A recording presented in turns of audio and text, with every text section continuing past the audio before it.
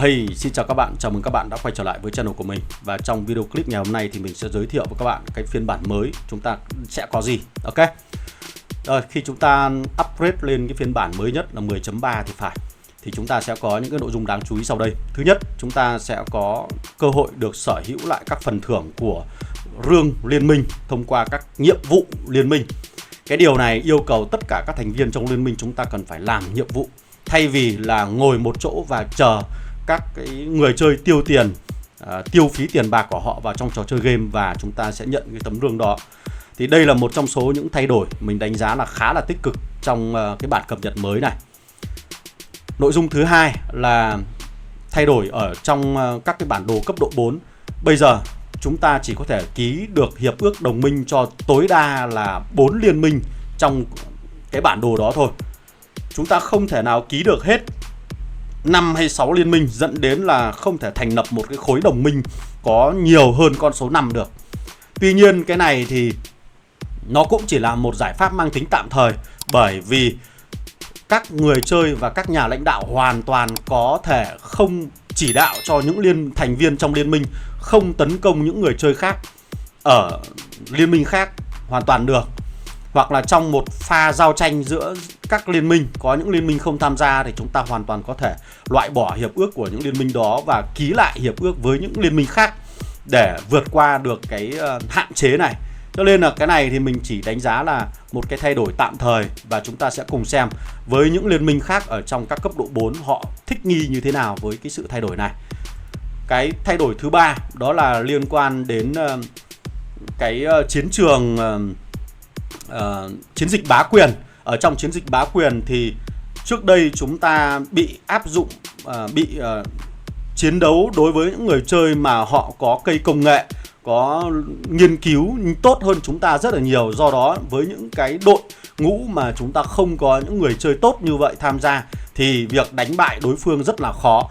Tuy nhiên bây giờ nhà phát hành đã thay đổi lại cái cơ chế này bằng cách là các cái độ bền của căn cứ bị giảm tới 60% của cái mức giá trị bình thường ở trong chiến dịch bá quyền.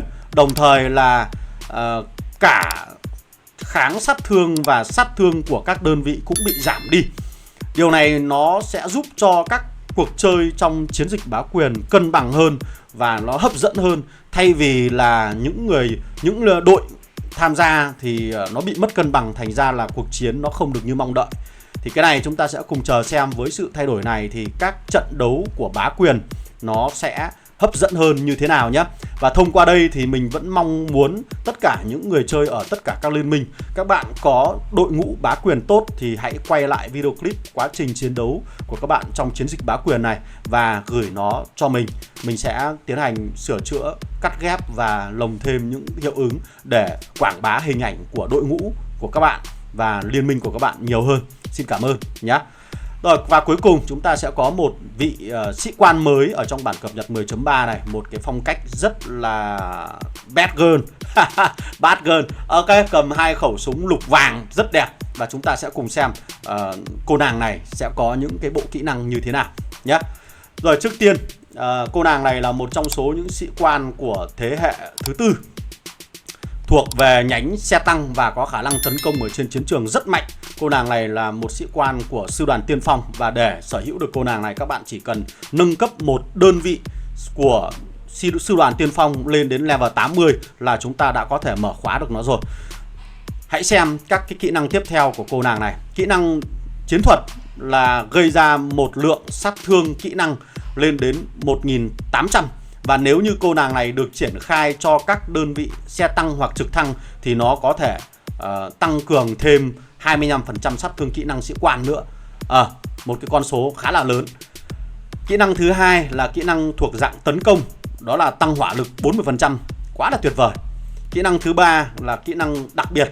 Kỹ năng này có khả năng tăng cường kháng sát thương khi đơn vị của bạn tham gia vào giao tranh. Cái kháng này có thể lên đến tối đa là 30% kháng sát thương trong 10 giây trong giao tranh. Và kỹ năng thứ tư là kỹ năng tấn công. Kỹ năng này tăng cường sát thương lên đến 20% nữa. Rất đơn giản thôi nhưng mà khá là tuyệt vời.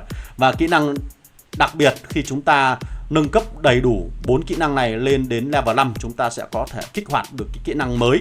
Đây là kỹ năng bị động. Và với kỹ năng này nó mô tả rằng là khi mà chúng ta tham gia vào tấn công một kẻ địch, nó sẽ có nhận lại được một cái hiệu quả cộng dồn. Cái hiệu quả cộng dồn này được tác động trong 8 giây và có thể được cộng lên đến 10 lần cộng dồn.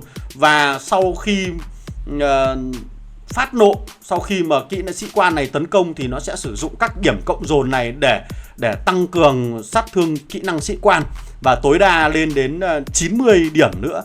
Cộng thêm với kỹ năng của cô nàng này nó sẽ thành 2.700 và thêm 25% nữa thì khá là tuyệt vời. Mình cũng chưa biết được rằng cái hiệu quả của cô nàng này đến đâu, nhưng mà cái bộ kỹ năng này mình cảm nhận là nó có hơi chút mâu thuẫn, bởi vì cái hiệu ứng cộng dồn này chỉ tồn tại trong 8 giây và cái kỹ năng đặc biệt của cô nàng này lại chỉ tồn tại trong 10 giây đầu tiên để tăng được cái phần kháng sát thương này. Và nếu như chúng ta chơi theo chơi theo cái phong cách là hit and run thì liệu rằng cái lượt stack này nó có đủ để chúng ta gây ra được lượng sát thương tối đa hay không, thì cái này nó phụ thuộc rất nhiều vào kỹ năng của người chơi nhá.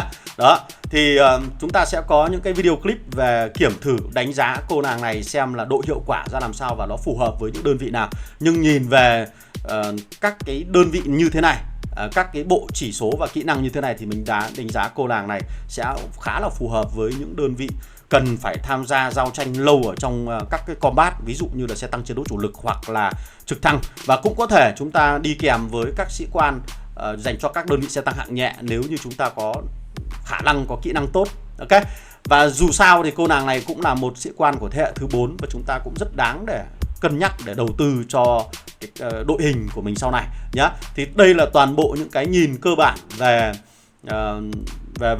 cái bản cập nhật sắp tới đây mà các bạn hoàn toàn có thể được trải nghiệm trong thời gian sắp tới, mà cụ thể chắc là tuần sau thôi nhá. Đây là cái tính năng mà liên quan đến các nhiệm vụ mà các bạn cần đạt được để chúng ta có thể nhận được các phần quà. Ví dụ như cái này. Ôi ngon quá.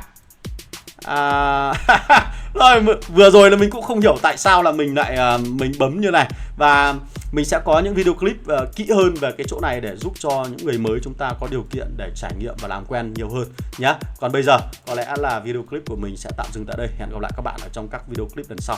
Xin chào và hẹn gặp lại. Goodbye.